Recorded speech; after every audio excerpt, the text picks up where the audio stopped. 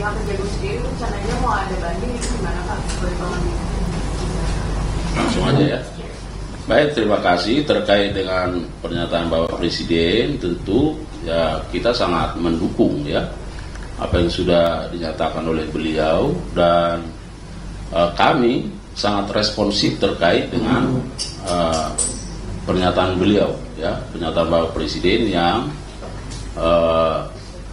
menyatakan bahwa vonis atau putusan pengadilan terkait dengan terdakwa HM yang masih sangat begitu ringan dibanding dengan tuntutan yang disampaikan oleh penuntut umum. Oleh karenanya kami berkomitmen dan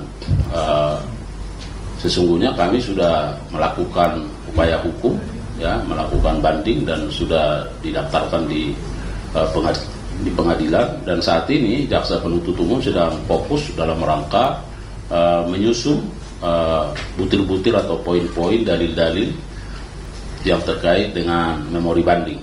Nah, memang kami berkomitmen walaupun barangkali salinan putusannya masih kita tunggu, tapi karena ada catatan persidangan yang dilakukan oleh jaksa penuntut umum, maka itu juga bisa kita jadikan sebagai pedoman ya, sebagai dasar untuk menyusun dalil-dalil yang kita sampaikan. Karena kita tahu bahwa dari sisi stigmat yang diajukan bahwa penuntut umum menuntut yang bersangkutan 12 tahun tapi hanya diputus dengan 6 tahun 5 bulan ya, 6,5 tahun ya. Oleh karenanya sekali lagi kami sangat mendukung apa yang disampaikan beliau, dan kita responsif melakukan upaya-upaya untuk banding terhadap itu.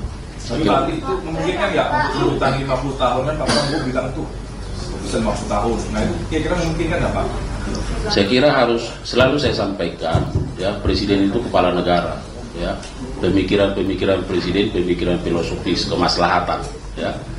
Nah sedangkan kita itu tataran operasional ya, tentu penegakan hukum harus didasarkan pada regulasi yang ada, jadi harus dikembalikan kepada peraturan yang ada ya, tentu undang-undang tipikor. Pak, saya pakai dari Kompas TV, masih soal yang tadi serupa, mau tanya aja, kenapa sih vonis koruptor itu banyak yang terjadi dan sangat jauh dengan yang dituntutkan oleh jaksa? Terima kasih. Namanya pertanyaan kita sama nih ya. Kita sebaris soal itu ya. Jadi saya sampaikan bahwa dalam sistem peradilan pidana terpadu di Indonesia ada yang namanya Integrated Criminal Justice System. Jadi ada kompartementasi di situ. Ada kamar-kamar. Jadi kamar penyidikan, kamar penuntut umum, kamar pengadilan, kemudian ada kamar pemasyarakatan. Ya. Bahwa ada perbedaan pandangan, perbedaan pendapat, ya itulah hukum. Ya. Nah tentu ke depan sesuai dengan asta cita pemerintahan yang ada, kita harus berkolaborasi sesungguhnya dalam rangka komitmen untuk pemberantasan tindak pidana korupsi, baik dari sisi pencegahan maupun penindakannya. Jadi saya kira pertanyaan-pertanyaan ini juga harus disampaikan kepada kompartemen yang lain ya, supaya kalaupun kita berada dalam kamar-kamar, nah tapi kalau kamar-kamar itu berkolaborasi dan bersinergi, saya kira apa yang menjadi komitmen bersama bisa tercapai ya. Pak, kami Pak. Ya, nanti semua dapat ya. Bisa Pak, kalau misal vonisnya kurang berarti bisa jadi jaksa mengajukan bukti yang dianggap kurang meyakinkan. Bagaimana kalau gitu Pak? Gimana? Kalau vonisnya kan lebih rendah dari tuntutan jaksa, kan bisa jadi bukti yang diajukan jaksa penuntut umum itu dianggap kurang meyakinkan bagi majelis hakim. Kalau Anda mengikuti bagaimana pertimbangan-pertimbangan yang disampaikan oleh majelis hakim dalam persidangan itu, sesungguhnya apa yang sudah diajukan oleh penuntut umum terkait dengan pemenuhan alat bukti pasal 183, 184 itu sudah sangat linear ya.